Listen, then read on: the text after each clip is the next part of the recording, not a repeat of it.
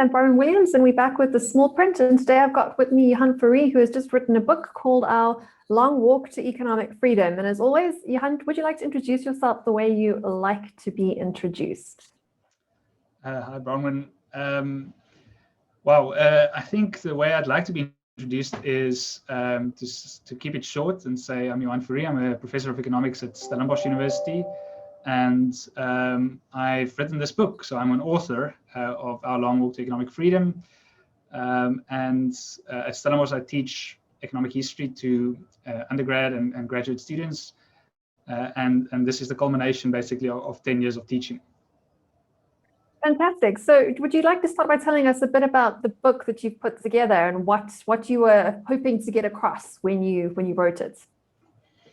Yeah, I think there are two main reasons for why I did this book. The first is, I guess, quite pragmatic, and that is that it was hard lockdown last year, and my classes, who used to be, of course, in person, which used to be in person, suddenly had to change, and I just felt like the online environment wasn't really conducive to discussions, and so I told the students that I'd put the lectures in writing, and then we can discuss once a week. And so I started writing, and at the end of every week we would discuss about 3 or 4 of these lectures. And about halfway at the end of hard lockdown, I kind of realized that it's not only these 80 students that need to see or that might find these lectures interesting. It might be a bigger audience. And so then I started approaching publishers, and I actually approached 3 publishers, and only 1 responded. And that's where it was published. So I guess that's kind of the reason why the book emerged in 2020. But the more substantive reason, I think, is that I've been teaching this course for a decade, and I've increasingly found that the students are quite pessimistic about South Africa and about kind of the world in general. And I just thought, taking a longer term perspective, economic history tells us that actually we can be quite optimistic about where we are in history and how far we've come, and that's a message that needs to be broadcast, I guess, more widely than the few books that have alluded to that so far, and not only so much about why we can be so optimistic, but also what were the reasons that allowed this tremendous human flourishing. And that's really what I think economic history can help convey. Yeah, let's just take a step back for people that are not familiar with your field. What is economic history? What do you look at? What is your domain? And how does it differ from economics and history on either side? Yeah, I guess economic historians, we study economic history for 2 reasons. The one is that we want to understand where we've come from. So, a classic example is that it's difficult to think of understanding South African poverty or unemployment or inequality today. If you're a Martian coming in and looking at South Africa without understanding anything of our history, I think it would be really difficult to come up with sensible policies to address this. So understanding South Africa's history or economic history, then the kind of policies that were put in place in the past to get us to the situation that we're currently in, is really useful for addressing these kinds of dilemmas and challenges that we face. But there's another reason, I think, and that is that history is often analogous to the present, and that we can learn from mistakes, from past mistakes, or from successes, right? It's not only that we've made mistakes in the past, we've done a lot of things actually quite well, and that's partly what the book wants to focus on, and repeat perhaps those successes, and obviously not repeat the mistakes that we've made. Economic history is a broad church. It incorporates methods from economics, and that's certainly something that's more recently made a lot of progress. But of course, we use history to study our theories about the world. The past is basically our laboratory as social scientists. And so it's incredibly valuable, I think, to understand the kind of context of not only today's economies and society today, which is, we live in this incredibly complex world, but the past really helps us understand also that these complexities matter and in what way they matter. And so the kind of dry economic theory, the models that we build, which are useful and sensible and helps us clarify our thoughts, but the past shows that they're not always applicable in all settings, and that context really matters. Yeah, absolutely. So I did love what you were saying earlier, and I've definitely was one of the reasons why we were interested to speak to you, is have that whole perspective that things are a lot better than we think that they are in general, and that if we do take an objective look at the general history of humanity, and even South Africa in the specific, that it's much better to be born today than it was at pretty much any other point in history. But of course, we all know, as soon as we start looking at numbers and data, any sort of chart, that past performance is no guarantee of future returns. And there's absolutely no guarantees that the human trajectory will continue on an upward slope. Of course, that's what we hope and what we want, but there really are no guarantees. And that, I suppose, is always the sort of question with anything to do with economics, whether it's the more classical economics or economic history, is we have to try and separate the objective from the normative, and what is with what should be. So let's start unpacking this conversation, talking about what is. What are some of those underlying trends that are in place, or those policies that have defined where we are right now? Because of course we have to get a good handle on where the world is before we can start moving into the next lot of questions, which I'll get into, which is more to do with more prescriptive ideas rather than descriptive ones, saying what should happen next, what can we learn from the past to make things better. Before we do that, let's take a few minutes to sort of explain what we have right now is a highly unequal society where people are, rightly or wrongly, very dissatisfied with the way the world is. And you have admitted that. You do know that young people feel like they are very hard done by, whether or not this is true objectively or not compared to past generations. But there is a huge sense of disrest and distrust and dissatisfaction with what's going on in the world right now. And what are some of the reasons for that? What has gone wrong up until this point that we can start looking at how we can start to unpack that and make things a bit better going forward?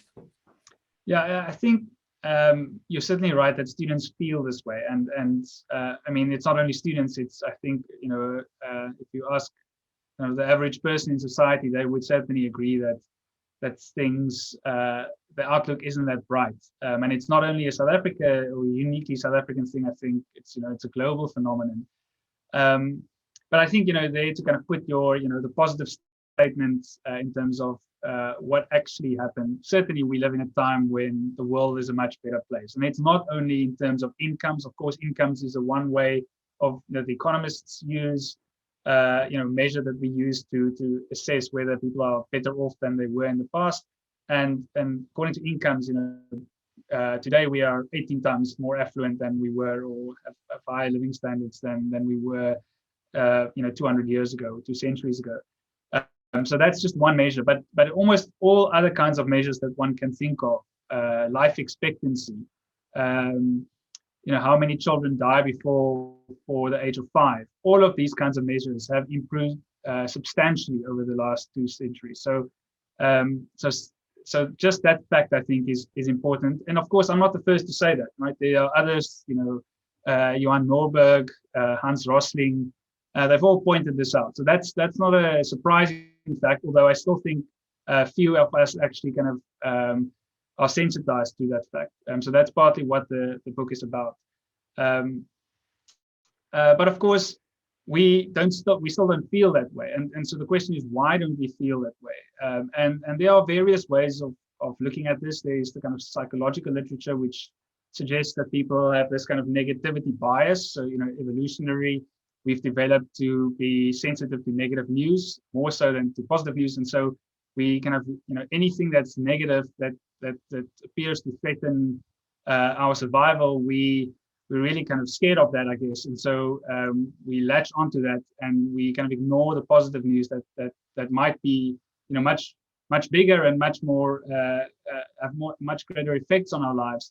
And yet we focus kind of on the negative. And of course, newspapers, the media feeds into that. They have to sell newspapers, and it makes sense that they then tend to focus on the accidents or the kind of the bad news that is reported yesterday, instead of the incredible but slow-moving long-run news of improvements in living standards in the developing world, to the extent that you could write basically a newspaper headline for the last 3 decades that said, and it would be accurate, that 100,000 people escaped poverty yesterday. Right? So no newspaper reports on that, simply because that's uninteresting if you do it for every day for 30 years, and yet it's true. And so I think that's really partly the issue, is that we tend to focus on the negative, both and what we given from the media, but also in our kind of psychological traits. And the third thing I want to say there is that I also think it's linked to the kind of education curricula that's being taught to students. And certainly I see big differences between my students in the humanities and my students in the commerce faculty, and how they view their perceptions of the world. And I think that's partly due to how they are taught and what they are taught, and what they kind of get to read in the various curricula. And that's partly also this book's attempt is to kind of to bridge those gaps and to say, how do we use kind of economic history as a way to combine the sciences, the social sciences, with the humanities, and try and tell a story that reflects actually what we know of the past, and the kind of a new literature that has emerged over the last 2 decades that tries to help us understand how we've moved to where we are today. Yeah, so I hear what you're saying, but I suppose the one point that you didn't pick up on is the fact that so much of our happiness and our sort of the way we have evolved as human beings is wrapped up not necessarily in our absolute belongings or our absolute quality of lifestyle, but more in terms of our relative status within the general human pack, and more especially to do with sort of the human pack that we deal with closer to home. So we like to compare ourselves to friends and family, to our neighbors, then of course to the rest of the people throughout our national communities, and then of course compared to the world at large.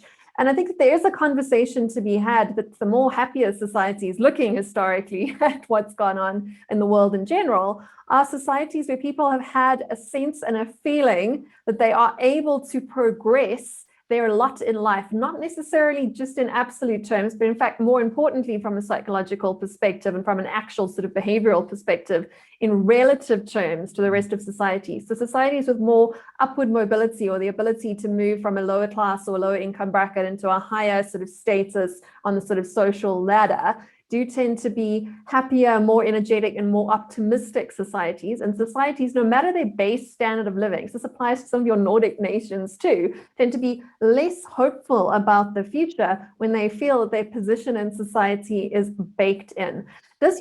Does your research go into that question at all? Because that does seem to be the root of a lot of social dissatisfaction, and a lot of concern, real concern for real declines in potential living standards. If you look at something like in Argentina, for example, and then when you get to that sort of point of no return, when societies sort of seem to eat themselves, for not to put too fine a point of it, for reasons of sort of mimesis and envy and those sorts of things. So I think that's a real concern, because inequality on a local level and on a global level has increased, and that seems to correlate very, very neatly with dissatisfaction and with a lack of hope or willingness to buy into sort of more sustainable objectives and policies that will obviously be useful for everyone in the longer run. What are your thoughts there?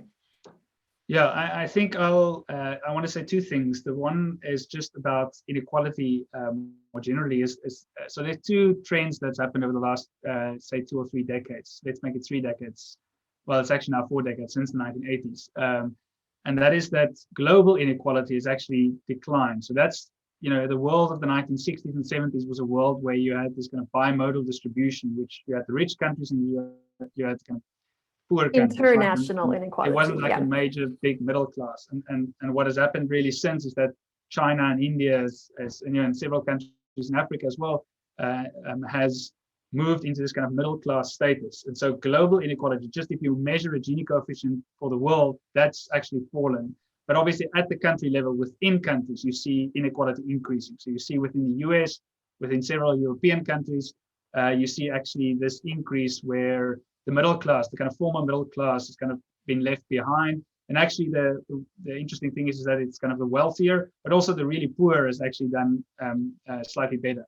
So So there you see kind of greater levels of inequality, and of course those things, those high levels of inequality have been put forward as the reasons for the rise of populism and those kinds of trends.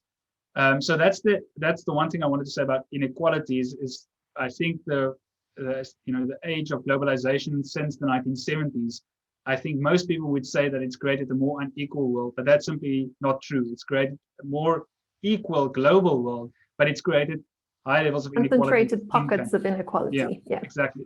And the second thing I want to say is about your remark about this kind of relative, the aspirations basically we have comparing ourselves to our neighbors and our friends. And I think that's a really important point in that's something different to inequality, right? So I think that's, if someone asks you what's the main issue in South Africa at the moment, I would say it's not inequality, it's actually social mobility or social immobility. The fact that the poorest in society struggle to move up. And so I think that's really different where we are now than where we were, say, 15, 20 years ago, where clearly there was much greater levels of mobility. So the poor could move up in society.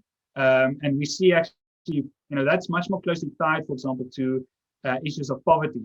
So when you see a poverty decline, that must mean that, so absolute poverty decline, that must mean that there's some form of upward mobility happening. The trend with inequality is it's more complex. It's not always clear that you could have high levels of inequality and reductions in poverty. That could happen quite easily. So the things that affect inequality is complicated. Of course, the easiest way to reduce inequality in South Africa is just to kind of remove the top 100 richest households, and then that would reduce our Gini coefficient. But when that happened to Steinhoff, or when Steinhoff was eviscerated, basically, and exactly that happened, that some of the richest households in the country lost all their wealth. I didn't see many people, celebrate in the streets because the Gini coefficient had collapsed. So to me, it's not that people care so much about inequalities, that they care about social mobilities, that they care about whether if they're stuck in a rural area where there's no services, where there are no job opportunities, no healthcare or education or these kind of things, they care about whether their kids will have a better life than they do. And that's linked to poverty reduction and upward social mobility.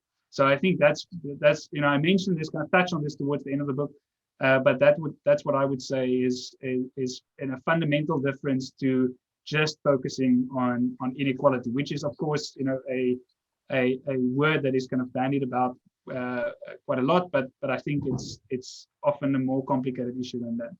Yeah, well, inequality is a lot easier to measure and manage than mobility is, because mobility is much more nuanced. It's got a lot more subjectivity that goes into it.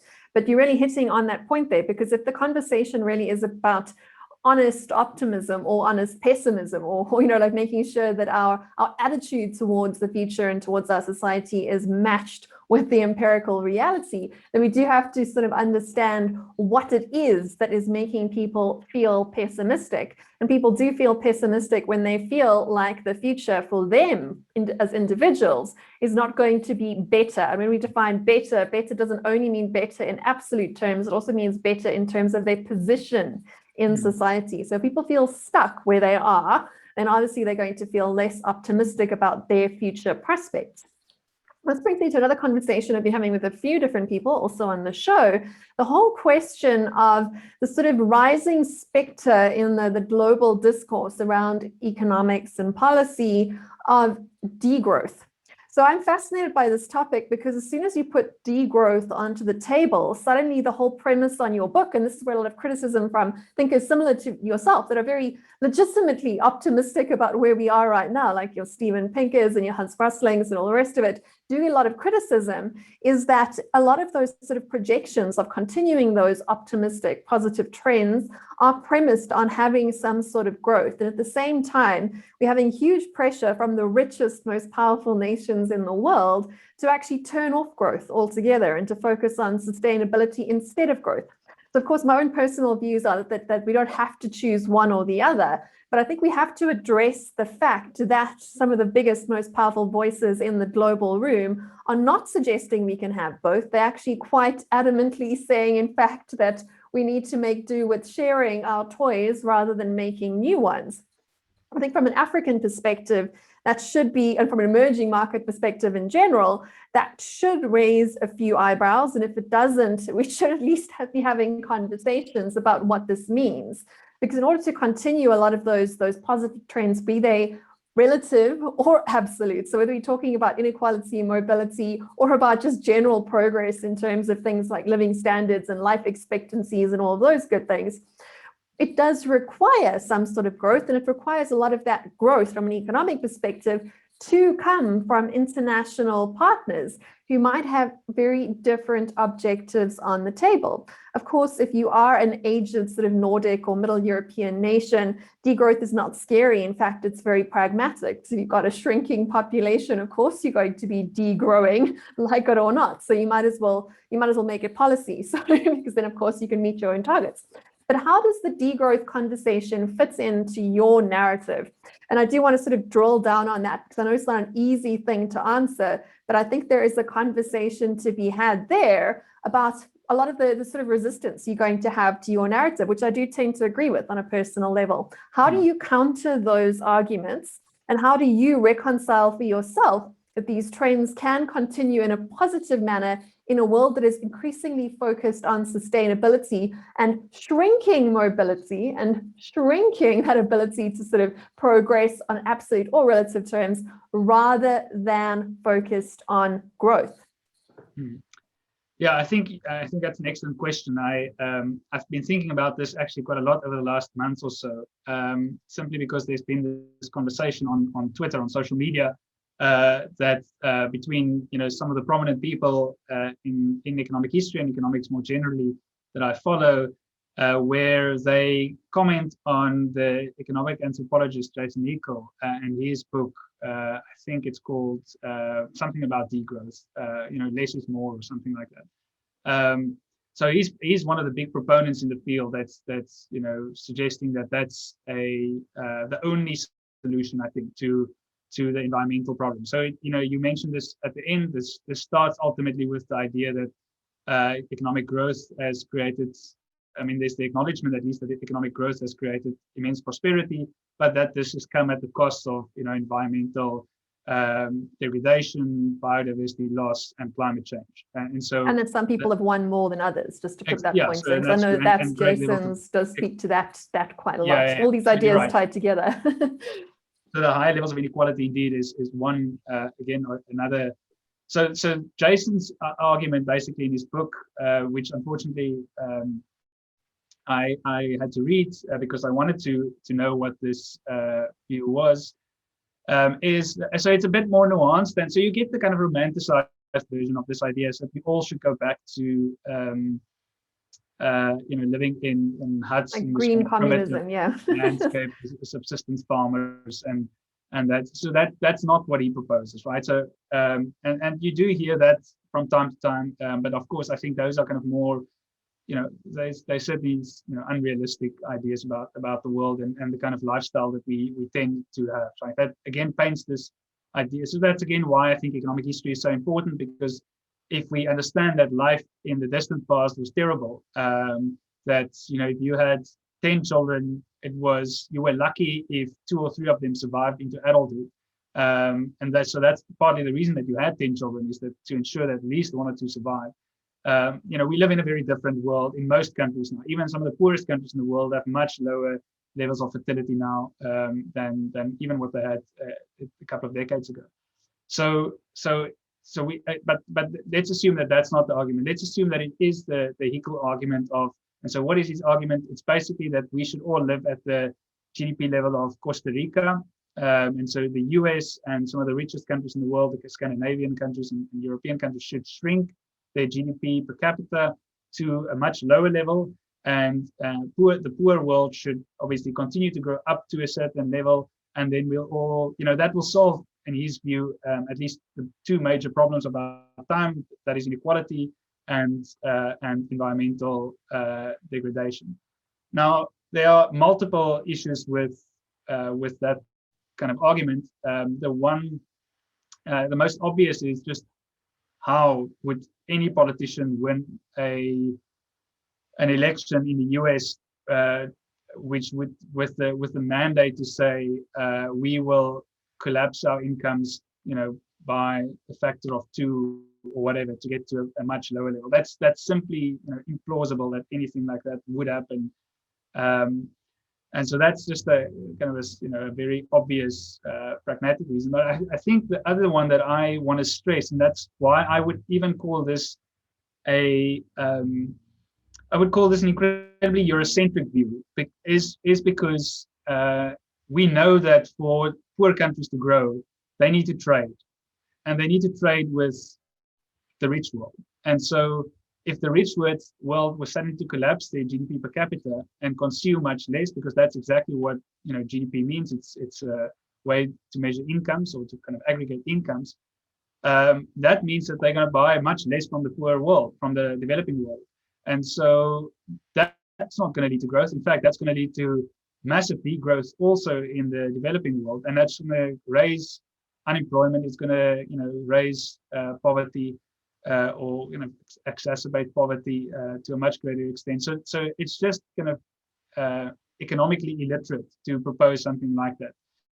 So that's not to say we should continue on the way we are, right? But I think the ultimate issue with the degrowth literature is that it misunderstands what economic growth is and the ways that one can achieve that. And so there are ways to grow, to become more productive. So that's exactly, again, GDP is the total value of what we produce within a year, within a specific country, is that we can produce not only more, but we can produce more smartly. And I think that's really what one should argue for, is that instead of building a several dozen $billion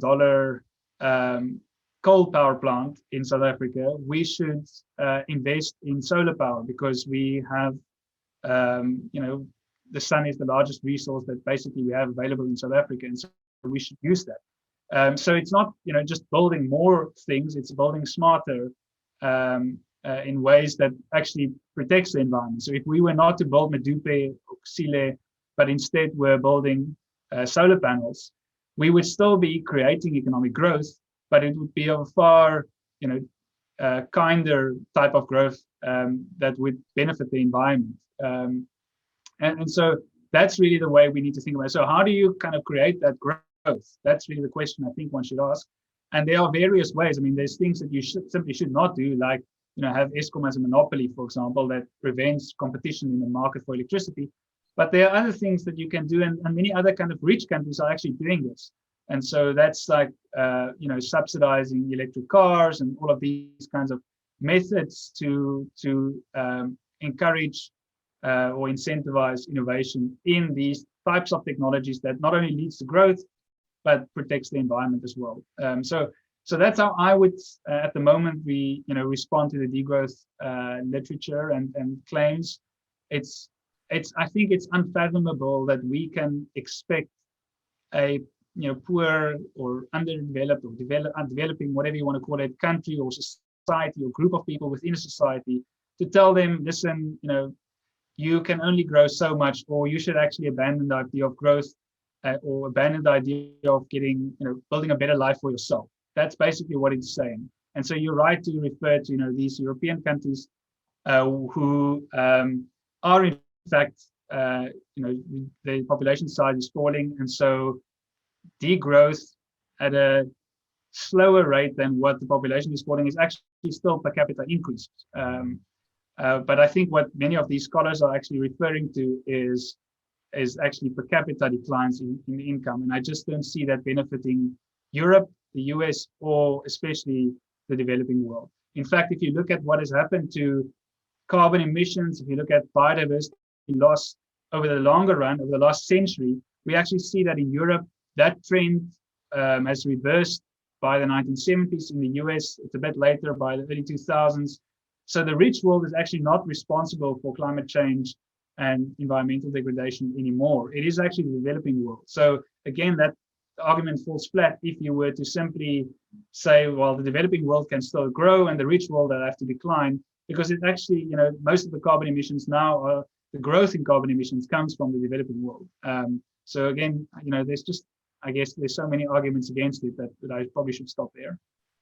Yeah, we can ask it in a slightly different way, because these ideas are not going to go anywhere. They are permeating all sides of society, and not just from the public sector. They're actually permeating into the private sector too, which is really quite extraordinary, because you're starting to see essentially set up for profit businesses now incentivizing their executives in order to meet sustainability rather than growth targets, which is quite a major shift. It does indicate these ideas are quite baked into our society, and it does lead me to question what happens next in terms of the trends that you're speaking about. And perhaps I know that Jason is a bit on the extreme end of the sort of degrowth curve, but there's a much bigger sort of critical mass gathering around sort of Kate Raworth's ideas around donut economics, which I speak quite a lot about because people get the concept, which is really the same thing, but it's sold in a much more palatable, much more sugar-coated, literally sort of format.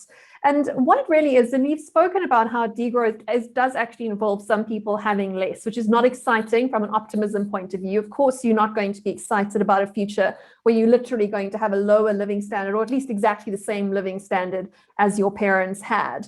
But there's sort of subtext that goes underneath the donut economics model. And we can look at Amsterdam, which has actually adopted it. I know a lot of other European countries are looking at that, and cities too.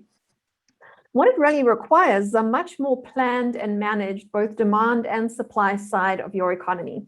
So it's in the same sort of line where I'm sort of getting at in terms of my next question to you, but this is more to do with the sort of policies that are underpinning this. What do you think will happen to the sort of positive trends that you've outlined in your book with regards to life expectancies and sort of, reductions in absolute poverty and all the rest of it, if countries in the developing as well as the developed world start to adopt the very much more planned economy models? I mean, it is a variant of very socialist type policies, but what's quite extraordinary to me, looking into the details to what's actually prescribed with the donut economics model, and for people not familiar with it, it really says that there's sort of two rings, the one being a sort of social security safety net based on the UN sustainability goals that no human being should fall behind. So it's like a base level of social care and welfare that we should give to every human being. The other ring being, of course, our natural sort of resource bounds that we shouldn't overshoot. In order to actually maintain an economy within that donut logic, you have to control not only what people produce, so not just carbon credits for companies, for example, but you also have to control what people are permitted to buy. So starting to put like carbon credits on individuals, or giving people sort of unfrequent flyer miles, almost like saying that these ideas that are actually being floated by policymakers right now, that you shouldn't be able to fly more than a certain amount of, or use up a certain amount of carbon as a person, as an individual. And that requires quite a high degree of control and planning. And I had another guest on the show a while back, Perth Toll, who looks at really how freedom is correlated with economic growth. And the sort of the cost of the donut economics model, while it does preference justice and fairness, it does require societies giving up a lot of freedom. That is the trade-off there. And if freedom is correlated with economic growth, if the world starts to adopt these models, and if international institutions like your UNs and your big financing companies and your global trade systems start to preference their thinking around upper and lower bands that you have to operate in, what does that mean for the growth prospects of countries and economies in the world that really does require growth if it wants to get even absolute poverty sorted out? Yeah, I think these are again, it's a great question. These are kind of difficult issues, right? So I would say that I'm not in the book I mentioned this as well. I'm not in favor of no government, right? So I'm not an anarchist or these kind of things. I think the government. I also like law and order, hey? But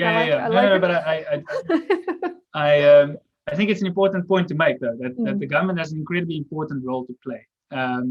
But the question is about what is its role in society, and so I think there it is important that in, say, the South African context, that the government does acknowledge that there is, of course, a history of discrimination and alienation and exclusion, and that some of the policies that we implement try and address that. And so there, the question is about what are those policies. And at the moment, I sense that there are too many regulations and things that have perhaps good intentions, but they ultimately fail to actually help those that's supposed to be that should be helped. And so in that sense, I think something like a basic income grant, which is a way to actually, I think, empower people with the choice to decide for themselves what they want to do with this, monthly. It's a meager amount, but it's something that they can at least help them to live just above subsistence. I think that's a useful and a sensible thing to investigate. That has other consequences. I acknowledge that there's perhaps labor market consequences. There are consequences there's obviously the question about funding it, but I think there's also a trade-off then. So once you implement something like that, then certainly some of the other regulations that are put in place that clearly is not working should be removed. So it's not necessarily, if you were just measuring it as terms of government spending, it's not saying we should spend less. It's just spending in a different way that allows people to have a choice about how they which government services they use, and perhaps whether they can use the funds that they receive to access, say, private sector services. So in that sense, think about something like education. We are spending about 20,000 Rand per student on education.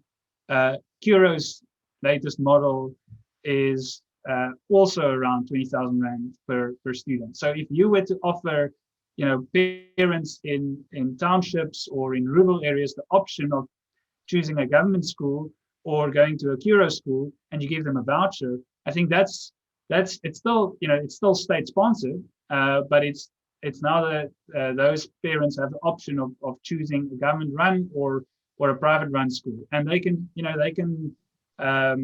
make that decision informed by the quality of the teachers, and of course what the marks of the students, previous students were, and all of those kind of things, and you can even expand that, right? It need not be Curo. That gives opportunities for private entrepreneurs in those townships to say, well, we want a Zulu run school, right? We want a school that just teaches in Zulu, and so we're gonna do this, and we can fund ourselves through these vouchers. Or a cricket academy, Cricket South Africa or whatever can establish cricket run schools, or Catholic school, right? So that just gives, again, choice to parents, which is something that I think is really important. Where I think my main kind of difference to some of the kind of views on economic freedom in South Africa at the moment, where it is the state that make those decisions for individuals, that I would say the state can provide the support, but ultimately we want people on the ground to make the decisions for themselves that are most beneficial to them. They know, they've got better information than any government employee has about their living standards, about their access to different kinds of services, and so they should be able to make those decisions, not the government for them. So in that sense, the government has an incredibly important role to play, and I see that as a redistributive role, but not in a sense through regulation or more legislation. It is indeed through funding, a very kind of basic form of BIG perhaps, or through these kind of voucher programs of education. So basically using existing programs, but in a way that allows South African households to make the decisions for themselves. Yeah, that's a great answer on the sort of the social security floor side of the question. But I suppose my question is more to do with what happens when we start trying to manage more in terms of the sustainability ring, which I think comes from international pressure rather than just local pressure. And it puts economies, weaker economies, particularly sort of isolated economies like South Africa, because we haven't played very nicely with our African neighbors. We haven't formed a strong negotiating bloc. How do we then create a sort of a policy or a way of negotiating with international trading partners who we kind of have to conform to in a world where the partners are putting more pressure on for sustainability goals and metrics than for our own local sort of growth requirements? And as you say, we've got larger requirements in terms of the social security sort of basic sustainable development sort of floors that we have to build here. But that does mean that we, at the same time, do require a bit more scope for perhaps growth. And if we are having to comply with a lot of first world targets, which might be completely wonderful if they are affordable, but there's things that rich people and rich nations can afford that poor nations and poor people simply cannot. And I suppose that's the core trade-off that comes. And it's an essential question to answer if we want to follow those trends that you talk about in your book through to a more progressive rather than regressive future? And of course, I don't think it's something that you or I can answer, but I think it's worth sort of putting out there to ask the questions there. Where should our priorities be? And what are the trade-offs in terms of urgency and importance when we're talking about sort of massive issues that have global collateral damage and global interests that affect your sort of local markets? And I suppose I'm interested because South Africa has tended, and being a South African, I would start there, to be a sort of an early adopter in rules and regulations. So we're sort of overachievers there. We might not be overachievers in actually implementing them, but we tend to adopt legislation very, very quickly. Do you have any advice as to what policymakers should be looking at in that regard? Or perhaps, are we doing too much or too little? How do your views correlate with what I've said or not? Yeah, I mean, I do not know much about the topic, so I'll keep my answer short. And that just I think it's important to organize as a block, say, whether that be Africa. Every African country compared to the US is tiny, right? So you can't really have these bilateral agreements.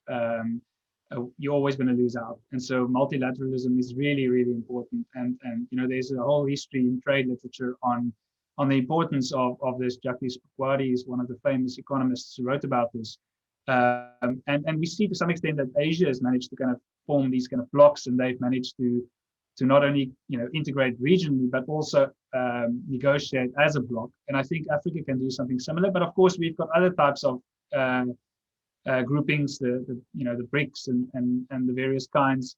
And so I don't think, a lot of the international trade now is actually south-south, or developing country to developing country. So there are new opportunities where we don't actually need to listen to or to agree to the kind of legislation or regulations put in place by the developed North. But I do think ultimately, if we were to think of a fairer global trade system, both be that like trading goods or trading services, or other kinds of migration one could think of, or other kinds of movements of ideas and people and so forth. I think ultimately multilateralism is the key to that kind of success. If we were to continue just these kind of bilateral agreements, I fear that ultimately the only consequence will be that developing countries will lose out, as they have in the past, right? Before we had the WTO, we had these voluntary arrangements of negotiating rounds and trade negotiations that benefited the wealthier countries simply because they had more political clout. And it was really only with the establishment of these various trade rounds that developing countries had a say at the table. And unfortunately, that is now, with the WTO, the Doha round, I think, collapsing, we haven't had that kind of multilateral discussion, which I think is really needed. Yeah, that's a good answer. In terms of looking at globally again as to what's happening with the sort of future trajectory of human progress goals, as you mentioned right at the beginning, any sort of numerical or monetary based sort of target or trend can quite easily be fudged. I mean, there's GDP and there's GDP, right? And it depends on who's collating the numbers and all the rest of it. And things like, of course, the CPI is a bit of a joke at the moment. If you look at no inflation, but inflation everywhere you actually look as a consumer. But I think there's sort of metrics that are quite undeniable are metrics like things like life expectancy. And that was something that I wanted to get your view on, in that, of course, South Africa and Africa and the emerging markets are still very much on the uptrend there, catching up with the rest of the developed world. But there is, once again, another sort of pin and a warning, is to say that perhaps these sort of upward curves aren't going to last forever. If we start looking at what's happening with things like life expectancy in places like the United States, particularly among sort of certain strata of their population, but those curves have started turning down. So instead of going up, they're going down, even as a few lucky people, once again, there's a huge divergence between the few and the majority, are sort of heading into super longevity territory of over 100 years or plus. For the majority of large swaths of America, those sort of living expectancies have started turning down, indicating that the sort of upward graphs then all the nice ones that sort of point to the top right of the screen are not guaranteed, that things can go wrong.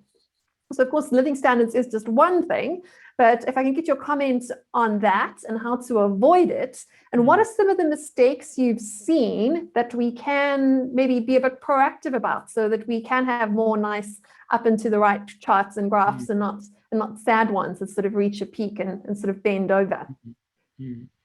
Yeah, you're certainly right that those trends in some respects are coming to kind of flattening out or actually in decline. I mean, the US example, I think is very specifically the opioid crisis that we see there, and you know that's got a really interesting history, and I think there are very specific ideas about what to do there. But we're of course right that ultimately we run into kind of biological constraints, right? So that humans can only get to X amount, and then our bodies decay and we die. I think South Africa and in many respects many African countries as well still has a long way to go, right? So our main issue has been HIV/AIDS, and there, right, something like a vaccine which has been mentioned in the last couple of months against HIV/AIDS, and another one is of course malaria, which is really applicable to many other African countries. I mean, those two types of vaccines, if they were to be successful, would dramatically increase life expectancy on the continent. So, where it is in the 60s perhaps now, or in late 50s, I think it's now in the 60s somewhere. We could easily see that going into the 70s, which would have profound implications for a variety of different things, right? So, people know that they're going to live long, or they expect that they will live long, then that will affect their decisions to invest in education and all of these kinds of other things, and obviously savings for retirement, but that will also affect pension schemes in Africa. So just kind of a plethora of different consequences of such a change. But you're right that there are places. It's not inevitable that will happen. I mean, there's a chapter in the book which is about Argentina, and this is the country that's the richest in the world in the beginning of the 20th century. Massive migration also from Europe. Everyone wants to live in Buenos Aires. It's this beautiful architecture and opera house and all of these kind of things. And then basically it looks exactly the same at the end of the 20th century, right? So there's no real construction. And the question is like, why has Argentina fallen from one of the richest countries in the world to a middle-income country at best? And there there's really fascinating discussions about kind of different types of economic policies that they implemented in the 1940s. But then you have to ask, so why was it in Argentina and to some extent Uruguay that those policies were implemented? What were the causes of those policies? And then it's about the terms of trade and the fact that they were exporting agricultural goods and all of those kind of things. But the point really of the chapter is to say that it's not inevitable that our living standards will increase, that there are certain things that could happen quite easily to a country like Argentina, educated country that allows for this turnaround. And so it's not that I want to predict that the future will inevitably be better. I cannot do that. If I could predict, then I would be rich. But what I do think I want to stress is that the future can be better. So there's a difference. In the early 90s, South Africa there was a lot of pessimism about the future of the country, and terrible education system that excluded most of South Africans. There was high levels of debt. There was violence and crime, and many would argue that we were on the brink of a civil war. And yet, within 15 years after that, we had GDP growth of 5%. We had a budget surplus. We had reduced our debt levels to the low 30%, even high 20%, I think. So a remarkable turnaround, right? And so we have many of those similar issues again today, and I think we can believe that the future can be better. It need not be. There's no deterministic thing that would allow me to say that it will be better. But certainly, we should not, and this is the kind of sentiment that I get from my students and from conversations, is that it seems like we are almost everyone seems like the future is guaranteed to be negative, and I just I don't think that need to be the case. I do tend to be at least a long-term optimist. I mean, the short term, there's always a few chickens that need to come home and roost almost inevitably, and I'd rather get them here earlier than later so we can have our pessimism over and done with as quickly as possible. But I think that's quite a good point to leave this conversation on a more positive note, in that things can be, and they really should be, a lot better than they are right now, and that it's really up to us to not drop the ball, because we've been given such a fantastic starting block at this point in time. We just absolutely have to remain optimistic and to focus on ways to have sustainable growth, rather than trying to focus on ways to sort of make ourselves scared and frightened about what could go wrong. If we focus on what could go right, it's a lot more motivating, certainly a lot more exciting to have conversations about, and increasingly rare right now. It's not very popular to be an optimist, as I'm sure you know. You get a lot of hate and pushback in the social media space for daring to dream, daring to be positive about the future. So we do need to change that around. But where can people find you if they want to connect with you? Where can they get hold of your book? If you don't want to be found, of course, you can just say that you prefer to remain a man of mystery. But no, they can. So I have a blog at johanfourie.com, and if they want to know more about the book, this is what it looks like. They can go to ourlongwalk.org. Which is where they can find reviews and kind of media statements and blog posts and podcasts like this one, and also purchase the book. And I think ultimately it's kind of interesting, for an economist, academic economist, to now actually enter the real world of the market. It is a fascinating experience to kind of be selling a product. But ultimately, I realized that it's word of mouth that matters, and so if they like the book, then certainly tell friends and family about it. Absolutely. Thank you so much for coming on the show. Thanks, Bronwyn.